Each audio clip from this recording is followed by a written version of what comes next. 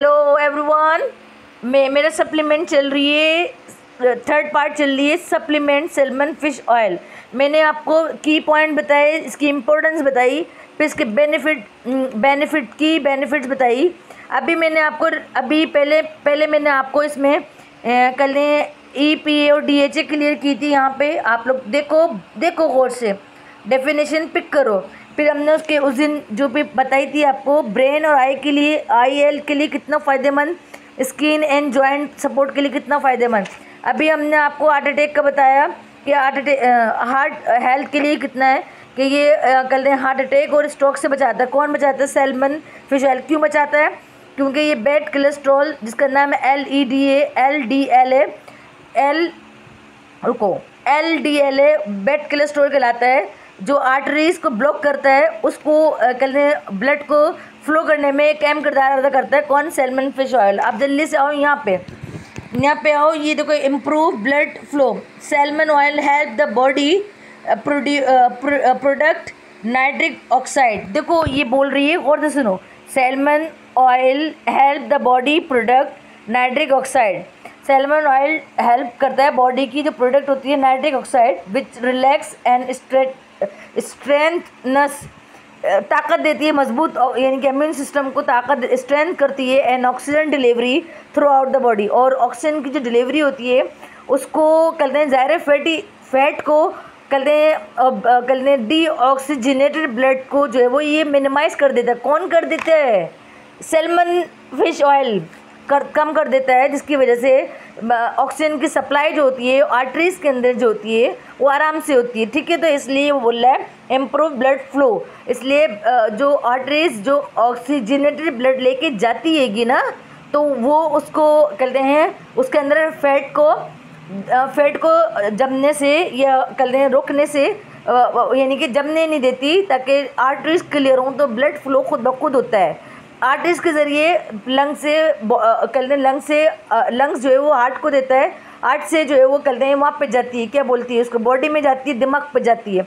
अब आओ better sleep.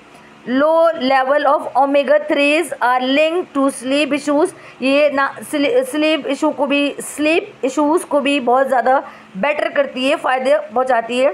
सो consuming fish oil में improve sleep duration and quality. ये इम्प्रूव करती है, सोने में काफ़ी अच्छी स्लीप देती है, खुशगवार। जब आप उठोगे तो अपने आप को फ्रेश फील करोगे। और ड्यूरेशन एंड क्वालिटी, यानी कि एक स्टैंडर्ड क्वालिटी की नींद आएगी आपको, यानी कि कुछ लोग होते हैं सोने के बाद भी ऐसे होते हैं जैसे सोए नहीं। ये काफ़ी हद तक मैं तो यूज़ करती हूँ, ये वाली बहुत यूज़ करती हूँ मैं, यानी मेरी ये रेगुलर इंटेक हैगी, इसलिए मैं ज़्यादा इसके बारे में जानती हूँ। बाकी तो आप रिकमेंड करवाएँ, कंसल्ट से रिकमेंड करवाएं कि ये मैं ले लूँ। वैसे तो सप्लीमेंट ले लेते हैं, लेकिन फिर भी डॉक्टर से पूछे बगैर नहीं लो। पता नहीं क्या प्रॉब्लम है बॉडी के अंदर ना, हर बॉडी वेरी करती है दूसरी बॉडी से। जो मुझे फ़ायदा कर रही है, ज़रूरी नहीं तुम्हें भी फ़ायदा करे, आपको भी फ़ायदा करे। ठीक है। Reduce inflammation.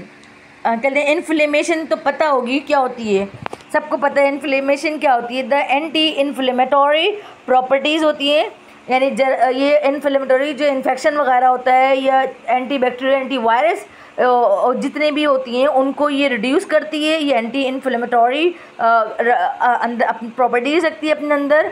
Properties of EPA and DHA। ये देखें, हमने आपको यहाँ पे EPA और DHA बताया, डेफिनेशन यहाँ पे देख लो एक दफ़ा कि EPA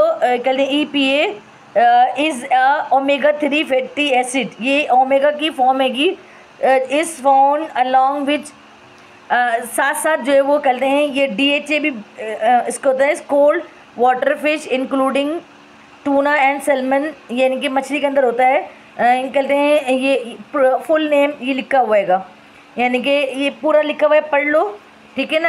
ये हम क्योंकि इसके बारे में बहुत डिटेल से फर्स्ट वीडियो बना चुकी है, इसलिए रिपीट नहीं कर रही। 4 मिनट की ये भी वीडियो बन गई, अगर इतना रिपीट करेगी तो फिर मसला हो जाएगी। ठीक है, तो देखिए अब यहाँ पे देखो, कहते हैं EPA and DHA help to calm the immune response, अब आपका जो इम्यून सिस्टम होता है, क़ुव्वत मदाफ़ी जो होता है, जो रिस्पॉन्ड कर रहा था, जैसे मैं हाथ हिला रही, मैं कहते हैं बोल रही, ये इम्यून रिस्पॉन्स कर लेती है, सही है ना। ये कहते हैं, वो कह रहे हैं विच एलिविएट सिम्टम्स ऑफ आर्थराइटिस। ये आर्थराइटिस जितनी भी बोन बॉडी के अंदर हमारा पूरा स्केलेटन जो होती है वो आर्थराइटिस कहलाती है।